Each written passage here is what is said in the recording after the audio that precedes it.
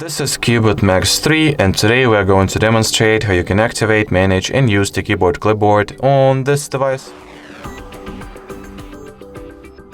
First of all, you need to launch the keyboard. In here at the top part of it, you want to tap on the clipboard icon itself, then turn on this toggle in order for the clipboard to be activated. Next, if you would like to remove any of the elements you have over here, tap on this pencil, select what elements you would like to get rid of, and then tap on a trash bin. If you would like for something on the other hand to be added to the clipboard, you gotta simply copy any piece of text or character or basically any kind of text unit. So let's do just that. As you can see, I've just copied this set of characters, and once I get back to the clipboard, you'll see that it has been successfully enrolled as the most recent element of my clipboard.